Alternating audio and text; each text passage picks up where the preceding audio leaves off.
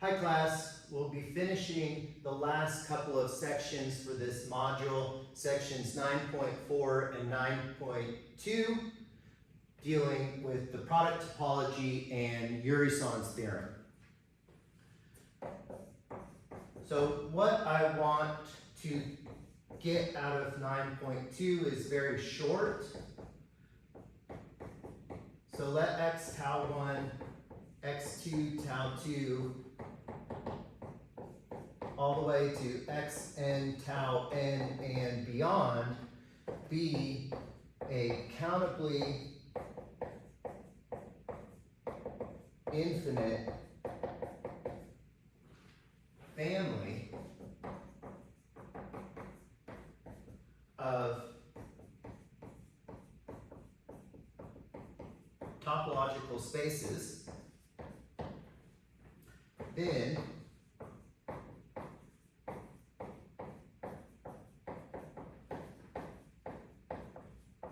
the product space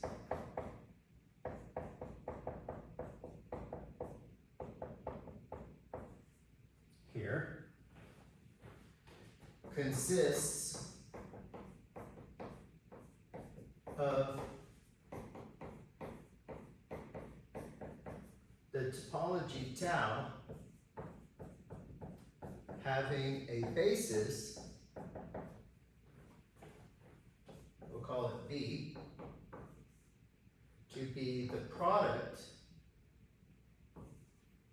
of OIs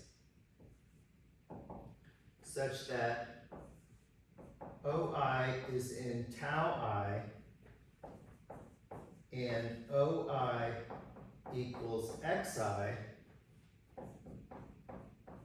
for all but finitely many.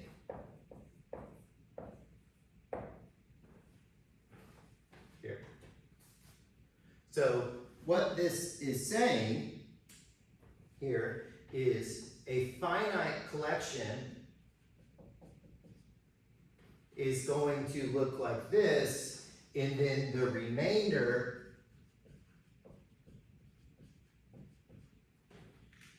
will look like this. So an example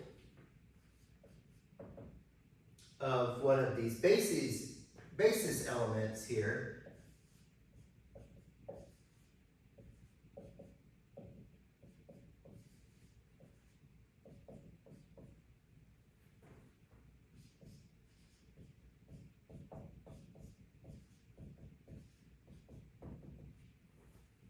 is going to look like this. So notice that the first n are these OIs, and then the remainder, the infinite remaining collection, is the remaining spaces here. Okay? Now, look how this differs from the box topology, what the author states here, but we're going to move on from this. So this is formally our product space here. Okay, moving on to section 9.4. There's a little more I want to discuss. So we say a topological space x tau is separable if it has a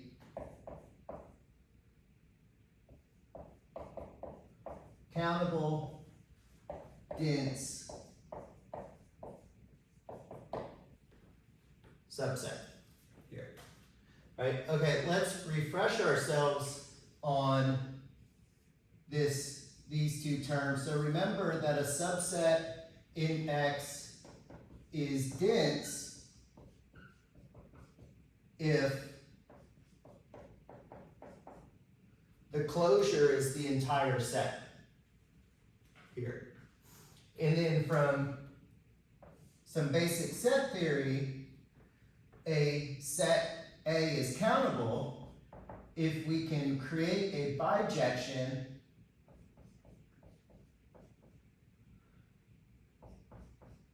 from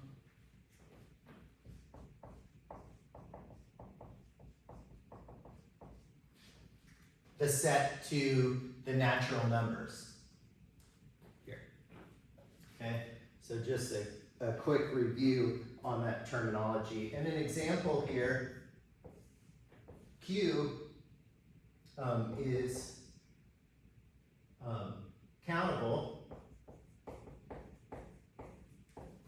and dense in R, thus R is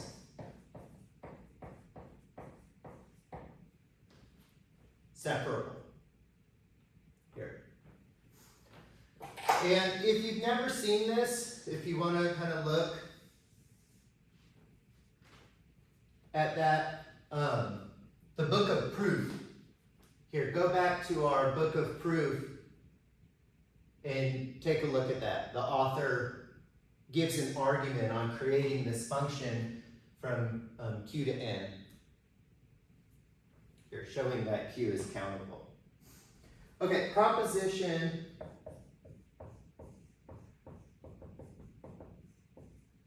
9.4.4 on page 237 states that if we have a topological space that is compact,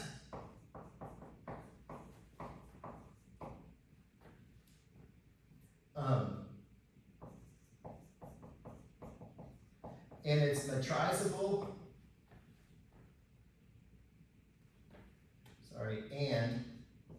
and so if x tau is a compact space and metrizable, then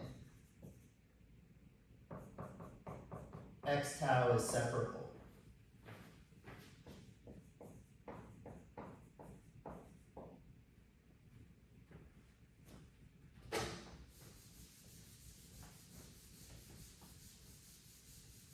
Okay, so let's prove this.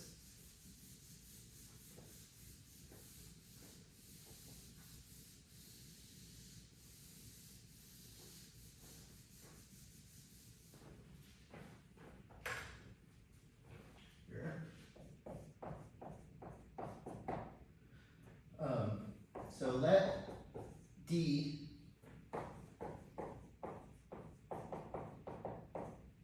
be a metric on X which induces the topology tau, and define this set, we'll call it script S sub n, to be the collection of all open balls of radius 1/n centered at X, where X is an element of X and N is in N. Here. Right? So this is an infinite collection, right? So we have S1, which is all the open balls of radius 1 around X, around a point X. We have S2, which is all open balls of radius 1/2. We have S3, S4, so forth. So there's a lot of these collections of open balls. Then this is an open covering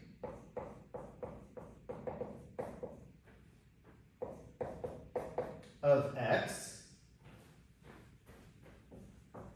And so there is a finite subcover, we'll call it script U of N, to be all 1/n X IN, such that IN equals 1n, 2n, all the way to kn. Okay, so let's try to kind of make sense. Again, I'm straying from the author's notation. Whether that's a good or bad thing, I don't know. So again, these collections, each x is the center point, and the balls depend on the n. But now, and these make a cover of x. So I'm saying so the n is fixed. For each n that's fixed, there's now a finite subcollection. So now I don't need necessarily all of the x's. So now I'm indicating that the x's matter.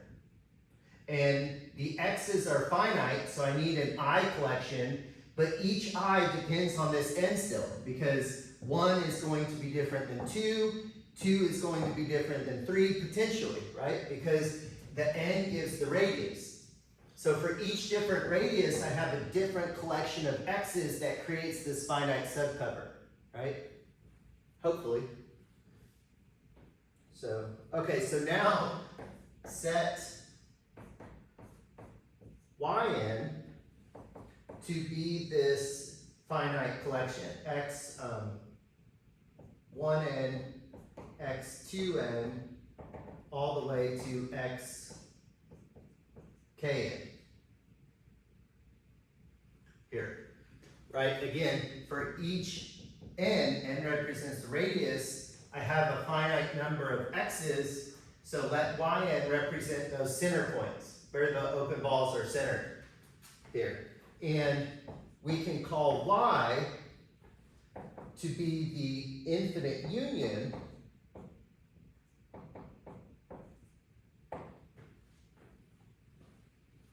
of these collections, here. Now,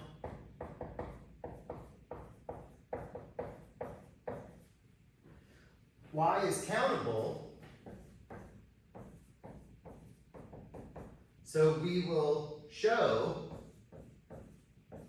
y is dense. Right? And this is, again, a set theory property. These are countable sets because they're finite. So a countable union of countable sets is countable. I think I said that right. Here. Okay, so how are we going to show y is dense? We're going to dig deep and use proposition 3.1.15 found on page 79. Okay? So let V be a subset of X, be non-empty, and open in X, and let V be an element of V. Then the set V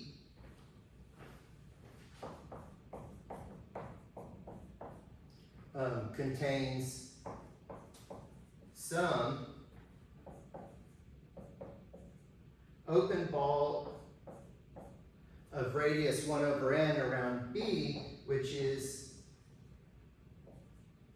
a subset of our original collection, right? Because V is a subset of X, V is in V, so V is an element of X, so we can center one of these of radius 1 over n here, around V.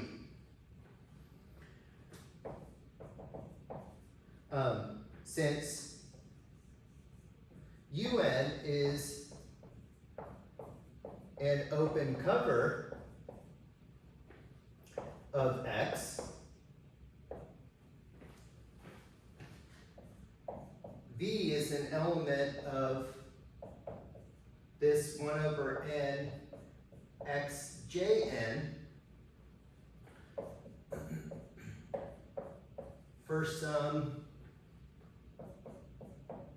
xjn with 1n less than or equal to jn less than or equal to kn. here, right? So I'm saying, okay, I can center one of these balls around V, but this is a subcover, so V actually lives in one of these balls centered around one of these xi ends. We'll call it xjn here.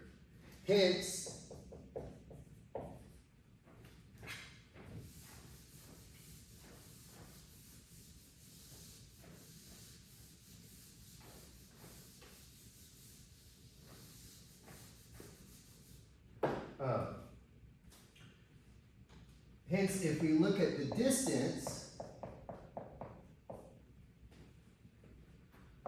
this is less than 1 over n. Thus, xjn is an element of the open ball with radius 1 over n centered around V, which is a subset of V. This shows V intersect Y is not empty, right? And this is exactly what this proposition said. It said a subset Y is dense if I take any open set, the intersection with that dense subset is not empty. Here. Okay, good. Let's make the following note. An injective continuous map that is a homeomorphism onto its image in the subspace topology is what we call a topological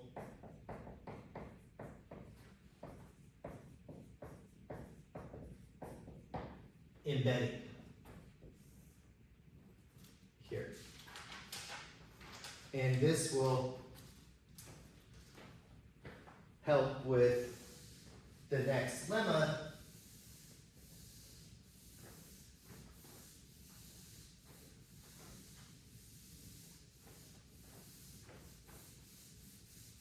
Here. Now, I originally had the next lemma written down. We're not going to use it, but please do read it. Lemma 9.4.7, found on page 239. It's the embedding lemma. And it gives us criteria to embed a space into a product space. Here. Okay, so please do read that. This is what an embedding is. Okay, so now I'm going to dig up a bunch of definitions that were scattered throughout the book, whether it was in a section or whether it was discussed in homework. We're going to place them all right here. So the first one was found on page 45, and it says that x tau is what we call a T0 space if for every 2 points in X that are distinct,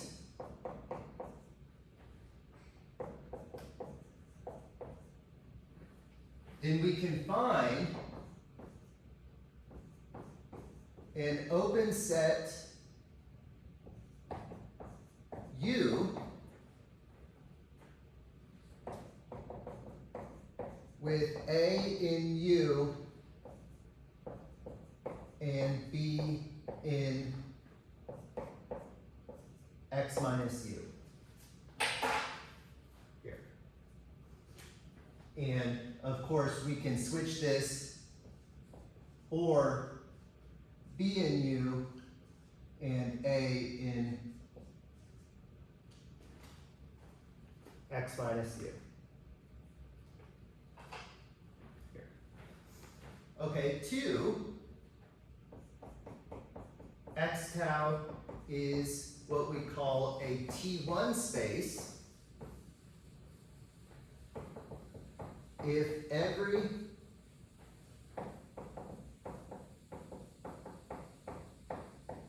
singleton set X is closed. And this was found on page 44. 3, x tau is what we call a T2 space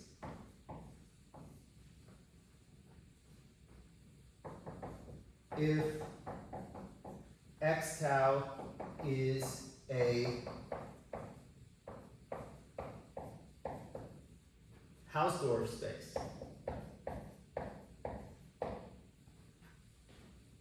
And this was found on page 94. And remember that Hausdorff space means that if we have distinct elements, we can put open balls around those elements. We can have A and if we have A, so for all A, B, and X, with A not equal to B, there exists disjoint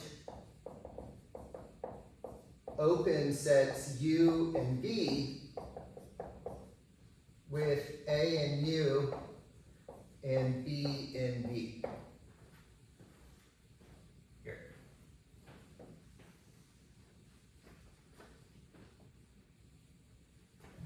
Right?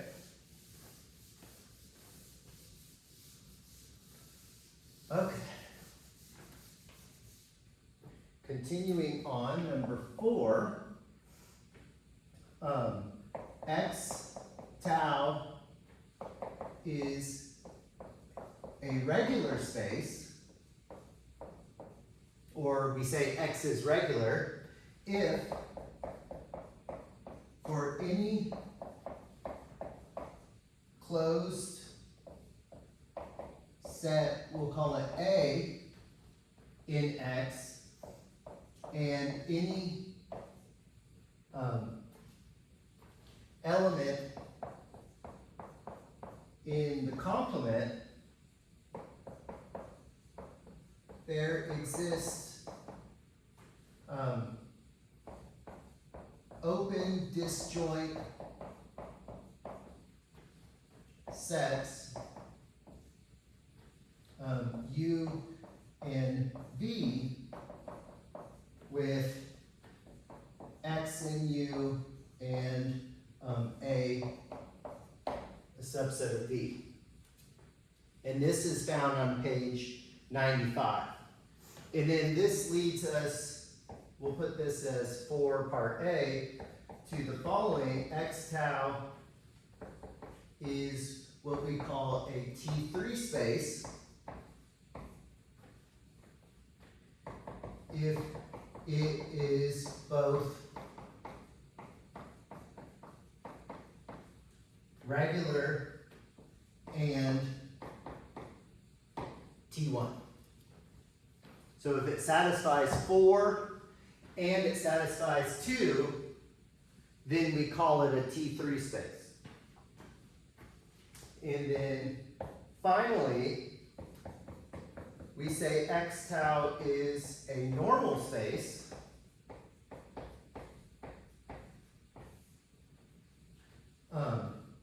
if for each pair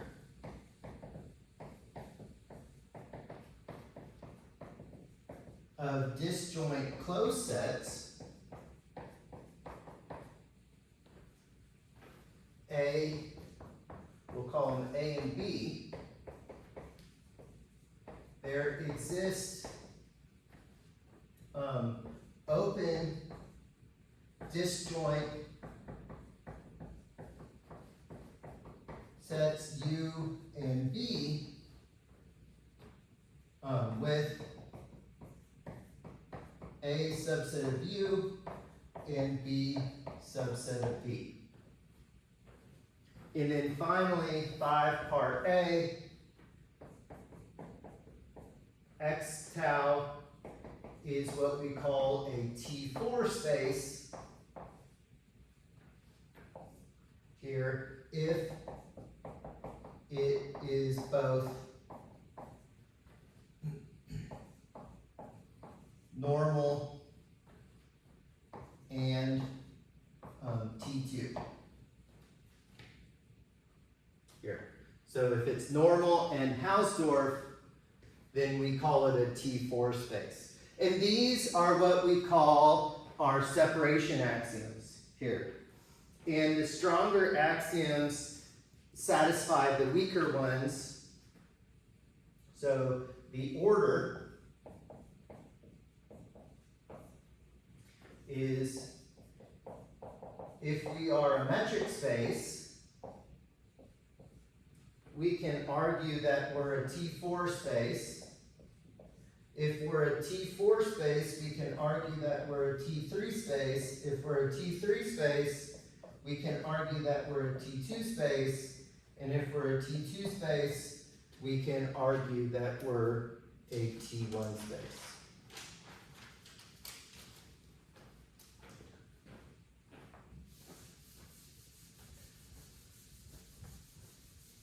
Okay, finishing off chapter 9. Here, we will start with the definition. X tau is what we call separable if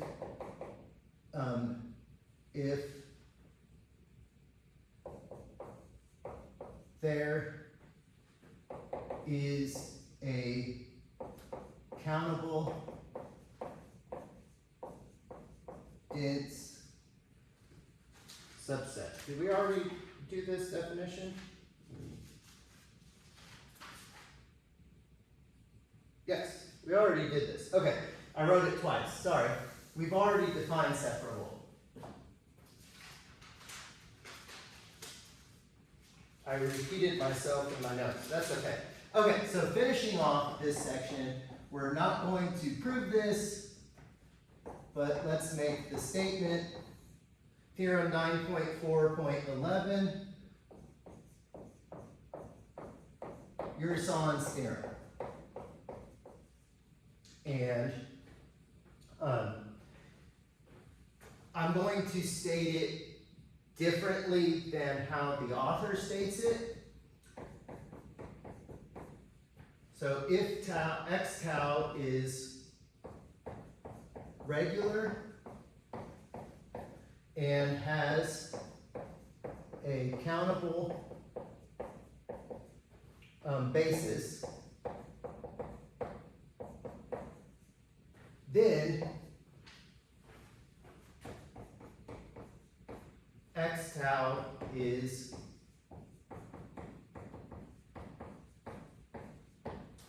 metrizable.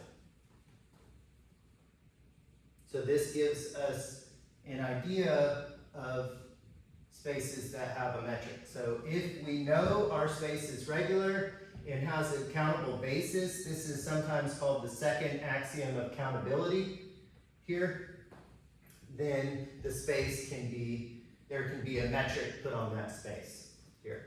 Now, the author mentions this in terms of the Hilbert cube. I'm not going to get into the Hilbert cube for this class. So the idea is that every regular space with a countable basis is a normal space.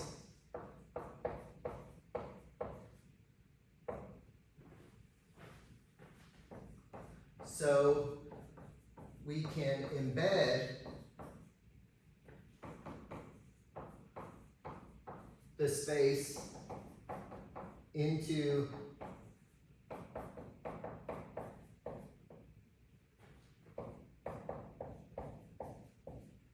the Hilbert cube.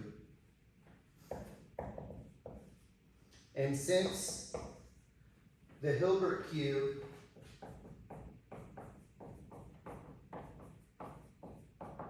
is metrizable,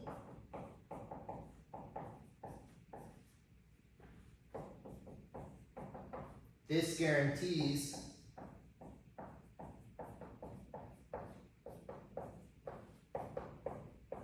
that the original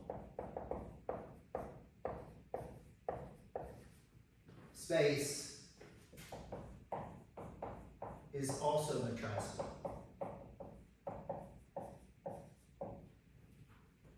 Because the embedding as a subspace, they're homeomorphic. It's homeomorphic in the subspace to a subspace. Sorry, it's homeomorphic to a subspace. We've embedded it in there. So this space is homeomorphic to a subspace of the Hilbert cube. The Hilbert cube is metrizable. The subspace is metrizable here. Is it a subspace of the Hilbert cube, or is it the Hilbert cube? I'd have to look back at that here. But this is the idea of the viewpoint the author is going, and so the author says, let's go here first, and then we can argue that it's metrizable. But traditionally, when you look up Urysohn's theorem, it's called Urysohn's metrization theorem, and this is the statement you'll see.